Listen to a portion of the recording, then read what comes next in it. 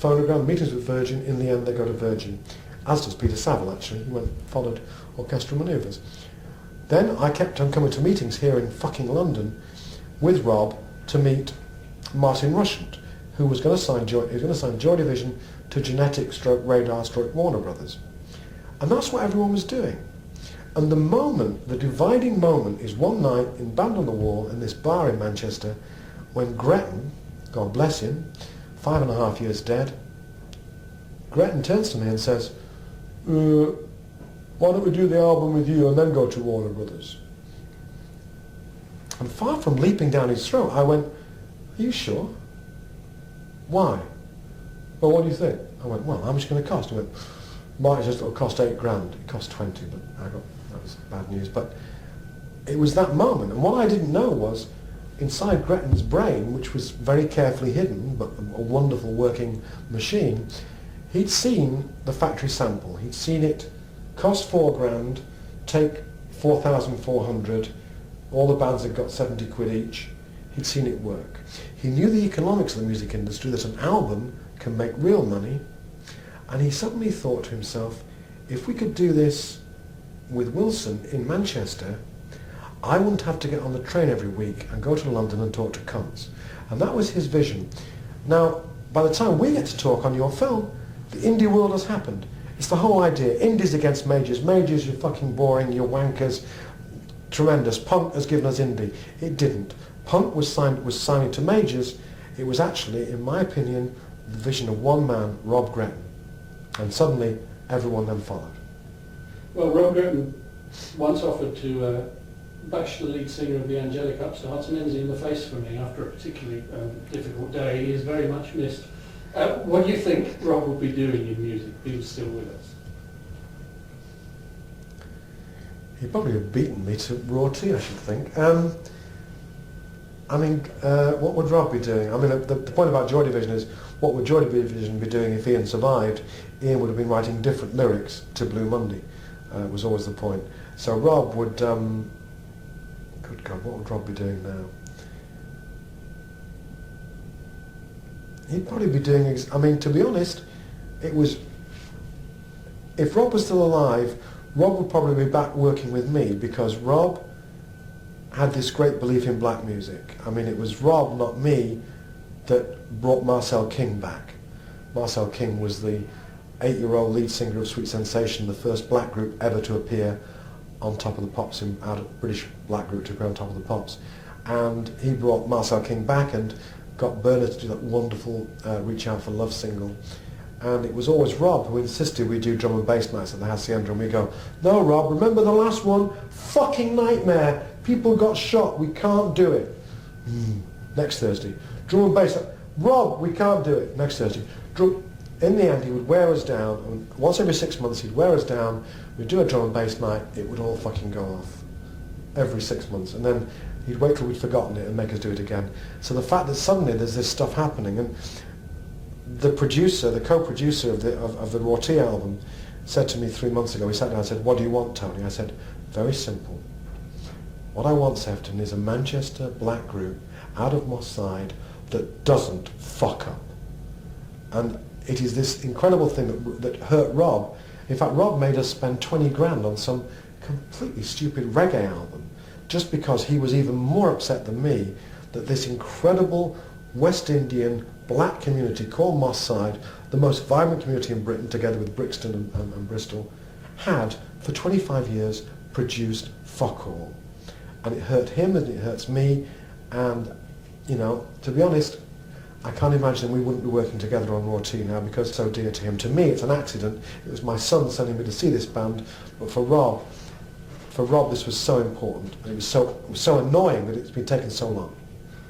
You talked about whether he would be writing different lyrics now. We have... No, he would be writing the same. He would be writing his style of lyrics. Remember, the tragedy of 1981 was that Bernard, forced by Rob to take over as lead singer of his band, I don't want to be a lead singer, spent the first album trying to write lyrics like Ian, which is the Movement album, and that, together with the decay in the relationship with Martin, is one of the reasons why Movement doesn't work as an album, in my opinion. I've always wanted to have it remixed. But It's only then after that, there's a wonderful bit of video of New Order doing Temptation on stage in New York in I think 82 or 81, 82. And you've got Bernard forgetting the words because he hadn't written it yet, going, oh, you've got grey eyes, oh, you've got blue eyes, and suddenly finding his own nonsense verse. Now, Peter Saville and I have ferocious arguments about this every month, because he's been mentioned a lot now, because Peter thinks Bernard is a useless lyricist. I disagree. I think Bernard has a special style that's almost a nonsense style that does work. But it's a joyful, celebratory style. So what happened here is that bands like Radiohead are often described as the kind of inheritors of a sombre existential style that Joy Division had. Yes. And in the fact that they're often singing about death, rejection and desperation. Yes. New Order, on the other hand, seem to soar to a sort of joyful, celebratory style. But in music, in your memories of music, in the most memorable tunes, do you think what's most memorable is existential angst? Or sort of is that more timeless than just simple joy? I think they both work, but I think everything works, everything has its place. In the end, Hamlet is Shakespeare's most important work, and it's funny as well, and it's sexy, but it deals with the fundamentals and really terrible things.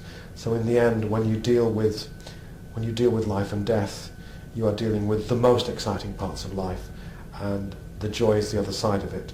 So yes, but I mean, I think, is there joy in Joy Division? No, there wasn't joy in Joy Division, was there? There was intensity, and there is joy in intensity, and there is joy in passion. One of the sequences we cut out and that has subsequently and tragically been lost was Yes. wasn't one of your bits. It was the same weekend. It was Martin Hannett. And Oh my God. he directed us to film an amp with a sequencer, a drum machine and a sampler perched on the top, just making noises all on its own. And with him snarling in the background, you see, we won't need any fucking musicians anymore. And from the sort of unique vantage point of the Hacienda in particular, but Factory Records in general, you saw the rise of the machine in music, in the digital editing. Do you think that the technology has carried music forward or got in the way? Technology has consistently carried music forward. I can remember once sitting somewhere with Martin, and Martin saying to me, Tony, every moment of cultural interchange, when two cultures flow together to create the next music, you can define those moments of cultural connections. I can tell you the piece of equipment and the studio and the engineer stroke producer who went hand in hand with that. And we tried it once, and every single time, absolutely. Now, technology has been wonderful. I've only just in the last year or two realized that inadvertently I helped create Trevor Horn. This sounds terrible, but Martin had not only helped develop the first digital delay machine, which I didn't know till about 1990 when I met the guy who built it and said, I've got to say thank you to you for your partner. I said, no, well, he said thank you to you because the digital delay machine arrived 3 days before we went to the studio with Joy Division, and Martin always said it was called digital, it was heaven sent. He said, no, but don't you know that Martin used to drive up to the hills and we'd meet him, and he knew, and I had no idea about this, and so Martin would drive out of Manchester, they'd drive up from Burnley, they'd meet in the car park on top of the Pennines, and Martin would describe the sounds he was imagining in his drug-addled head, and then they'd leave and they'd go back down to their shed in Burnley to try build this machine. So Martin helped create the digital delay machine, and then, which changed drum sounds forever, then he began to realize how you connect computers together with keyboards to change music completely. Before that, there was rhythm and there was melody, different notations. Suddenly, rhythm and melody were the same thing, the same notation. And the most important record isn't Blue Monday. The most important record is Everything Has Gone Green. And Everything Has Gone Green is the last record that Martin did with New Order.